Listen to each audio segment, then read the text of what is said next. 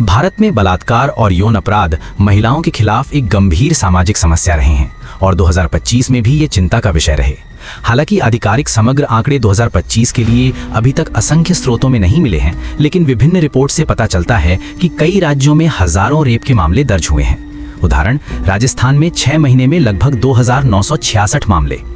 राज्य स्तरीय रिपोर्टों, मीडिया कवरेज और अभिलेखों के आधार पर यह स्पष्ट है कि बलात्कार की घटनाएं भारत के कई हिस्सों में आम और गंभीर हैं। कई मामलों में पीड़ित कम उम्र की लड़कियां भी शामिल रही हैं, जो सामाजिक रूप से बहुत चिंताजनक है।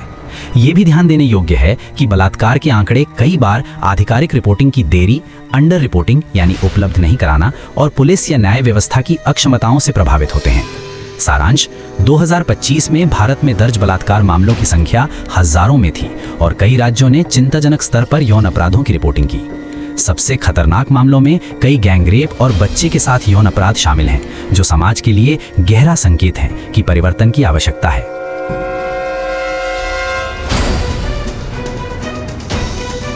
भारत के एक छोटे से शहर में अनुपमा नाम की एक 19 वर्षीय लड़की पढ़ती थी। कॉलेज की पढ़ाई के बाद 29 मार्च 2025 की रात को वो अपनी एक दोस्त के साथ चाय पर गई थी, लेकिन लौटते समय उसकी जिंदगी बदल गई। रेप का ये खतरनाक मामला असल में एक 7 दिन तक चलने वाला अत्यंत भयानक गैंग रेप था, जिसमें उससे सिर्फ एक व्यक्ति ने नहीं बल्कि 23 लोगों ने साथ मिलकर अत्याचार किया और कई बार हत्या जैसा अत्यंत दर्दनाक व्यवहार भी किया गया। ये घटना 2025 वाराणसी गैंग रेप केस से प्रेरित है।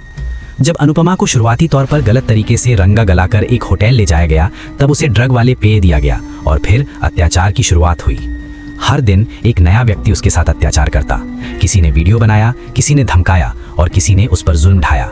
कहा जाता है कि ये घटनाएं पूरे 7 दिन तक चली। अंत में जब अनुपमा घर पहुंची, उसने अपने परिवार को सच बताया। उसके परिवार के दर्द ने हर किसी को झकझोर दिया।